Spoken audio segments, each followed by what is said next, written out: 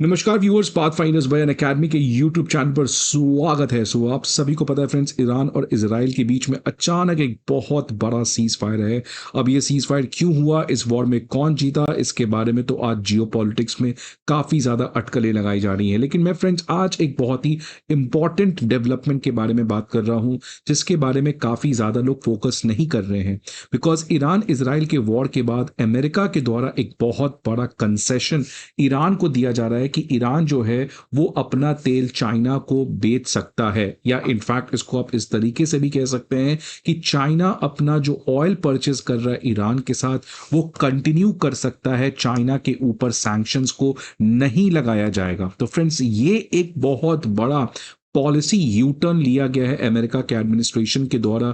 इससे ईरान को काफी राहत मिल सकता है, ईरान अपने इकोनॉमी को एक्सपैंड कर सकता है, ईरान अपने इकोनॉमिक आइसोलेशन को खत्म कर सकता है, और ईरान अपने पुराने रिलेशन इंडिया के साथ वापस से एक्टिवेट कर सकता है, और इंडिया के लिए भी काफी परेशानी नहीं होगी। तो फ्रेंड्स, ये जो यूएस के द्वारा एक कंसेशन दिया गया है ईरान के, इससे क्या भारत को एक बहुत बड़ा इंपैक्ट मिल सकता है, और इंडिया ईरान के रिलेशन में आने वाले समय में काफी ज्यादा स्ट्रेंथनिंग देखने को मिल सकता है। तो फ्रेंड्स, इसी पर्टिकुलर डेवलपमेंट के बारे में बात करेंगे कि आखिरकार ट्रंप ने चाइना को इजाजत दिया है तेल को खरीदने का ईरान से, इसके क्या मायने हैं, खासकर भारत को इस पर्टिकुलर डेवलपमेंट से क्या फायदा होता है। तो पहले फ्रेंड्स देख सकते हैं न्यूज क्या है। तो ट्रंप ने चाइना को कहा है कि आप जो हैं वो अपने ऑयल परचेज ईरान के साथ कंटिन्यू कर सकते हैं। तो फ्रेंड्स, ये एक बहुत बड़ा डिप्लोमेटिक मैसेज है डोनाल्ड ट्रंप के द्वारा, और इससे क्लियर कट पता चलता है कि डोनाल्ड ट्रंप जो है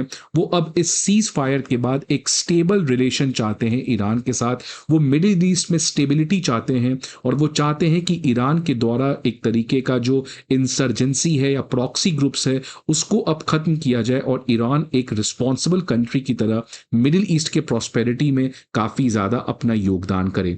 अब फ्रेंड्स, डोनाल्ड ट्रंप का रियल इंटेंशन क्या है और अमेरिका का रियल रीजन क्या है, ये तो कोई जान नहीं सकता है। बिकॉज आपको पता है, there is only one country which is largely unpredictable and works in a very selfish interest, which is US। लेकिन पर्टिकुलर इस न्यूज से फायदा डायरेक्टली इंडिया को हो रहा है।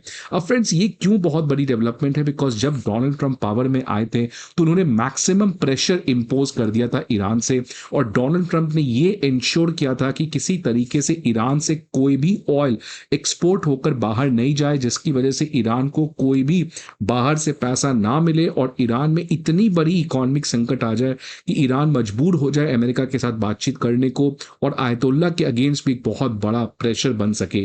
तो फ्रेंड्स, इस मैक्सिमम प्रेशर पॉलिसी को अब डोनाल्ड ट्रंप ने अचानक यूनिलैटरली चेंज करके अब चाइना को इजाजत दी है कि वो ईरान के साथ अपने ऑयल ट्रेड को कंटिन्यू कर सकते हैं। तो फ्रेंड्स देख सकते हैं, एक बहुत सडन शिफ्ट देखने को मिल रहा है मैक्सिमम प्रेशर पॉलिसी से, और इस मैक्सिमम प्रेशर पॉलिसी से यहां पे अगर बात करें तो चाइना को एक काफी बड़ा राहत मिलेगा।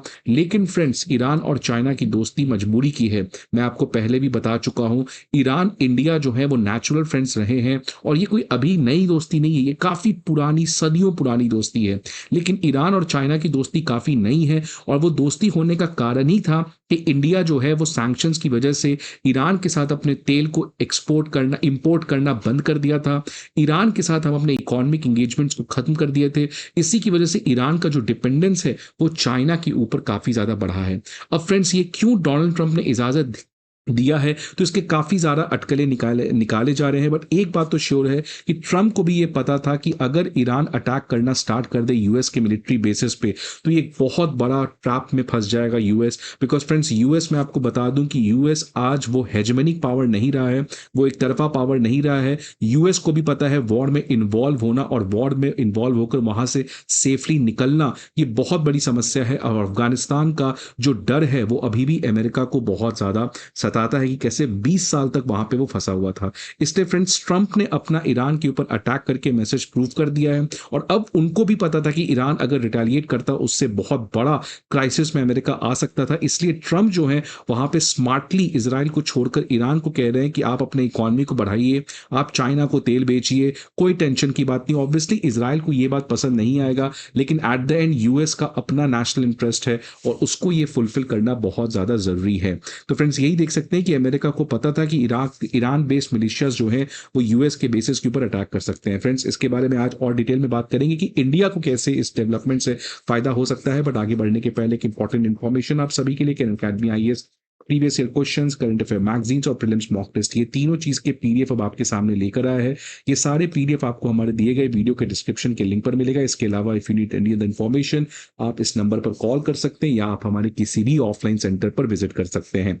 अब फ्रेंड्स, इससे सबसे बड़ा फायदा यहाँ पे होगा कि चाइना के ऊपर जो ईरान की इकोनॉमी का डिपेंडेंस है वो कम होगा। देख सकते हैं फ्रेंड्स, ये ईरान डेली करके मैगजीन है, 28 नवंबर को एक बहुत इंपॉर्टेंट एडिटोरियल इसमें आया था जहां पे लिखा गया था कि कैसे ईरान की इकोनॉमी दिन पर दिन चाइना के ऊपर डिपेंडेंट हो रही है, जिसकी वजह से आने वाले समय में ईरान को बहुत स्ट्रक्चरल चैलेंजेस झेलना पड़ेगा। मतलब इनफैक्ट ये भी कहा जाता है कि ईरान का हाल वही होगा जो आज पाकिस्तान का हाल है।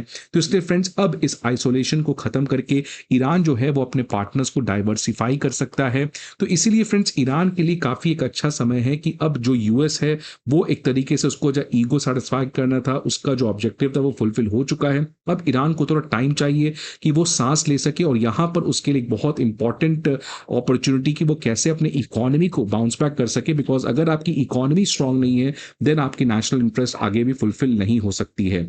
अब इसके अलावा फ्रेंड्स, सेकेंड इमीडिएट बेनिफिट जो इंडिया को मिल सकता है वो है आपका चाबहार पोर्ट में। बिकॉज आपको पता है कि चाबहार पोर्ट इंडिया का एक बहुत बड़ा यहां पर इन्वेस्टमेंट है, और डोनाल्ड ट्रंप ने चाबहार पोर्ट के सैंक्शंस को वेवर देने से मना कर दिया था, जिसकी वजह से भारत के लिए काफी बड़ी मुसीबत हो चुकी थी। फ्रेंड्स, चाबहार पोर्ट एक बहुत सिग्निफिकेंट इंफ्रास्ट्रक्चर प्रोजेक्ट है जिसके थ्रू इंडिया जो है वो ईरान के चाबहार पोर्ट से थ्रू अफगानिस्तान में कनेक्ट कर सकता है, मिडिल ईस्ट के तमाम कंट्रीज में, और इनफैक्ट यूरोप तक भी अपने आप को कनेक्ट कर सकता है। इसके अलावा मैं अगर आपको बात करूं तो यहां पर चाबहार पोर्ट की अगर मैं बात करूं तो आज ही का न्यूज आप देख सकते हैं, 25 जून 2025 को जो शिपिंग सेक्रेटरी हैं उन्होंने कहा है कि Chabahar is going to be the preferred port. मतलब इंडिया का जितना भी सेंट्रल एशियन कंट्रीज के साथ कनेक्टिविटी प्रोजेक्ट्स है वो चाबहार पोर्ट के थ्रू ही होगा। फ्रेंड, सेंट्रल एशिया एक ऐसा ग्रुप ऑफ कंट्री है जहां पर रिसोर्स काफी है, लेकिन इंडिया वहां पर पहुंच नहीं पाता है बिकॉज ऑफ इंफ्रास्ट्रक्चर बॉटलनेक,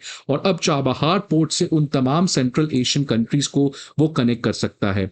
इसके अलावा फ्रेंड्स, चाबहार पोर्ट जो है वो India middle east European economic corridor में भी एक बहुत बड़ा रोल प्ले कर सकता है, और ये अगर इंडिया कर पाए तो ये एक बहुत बड़ी डेवलपमेंट होगी। तो अगर ईरान को हम इसमें इंक्लूड कर दे, बिकॉज देखिए friends, our main objective is to counter China, और अगर हम किसी तरीके से इसको इंक्लूड कर दे ईरान को आईमैक में, तो इससे इंडिया के लिए बहुत बड़ी डेवलपमेंट आपकी यहां पर देखने को मिल सकती है। इसके अलावा और भी तमाम इंफ्रास्ट्रक्चर प्रोजेक्ट्स हैं like international north south transport corridor, वहां पे भी अब आने वाले समय में इंडिया ईरान के साथ मिलकर एक नई इंफ्रास्ट्रक्चर पार्टनरशिप बिल्ड कर सकता है।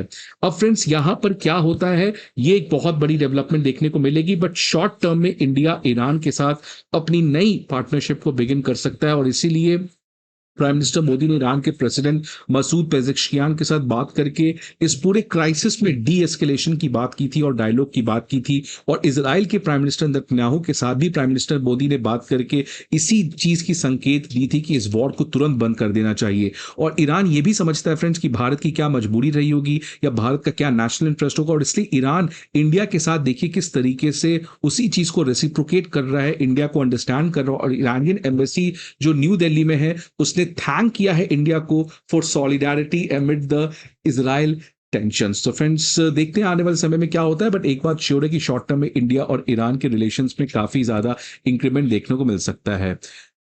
आई होप आपको ये वीडियो अच्छा लगे। See you again some another video, till then goodbye and take care.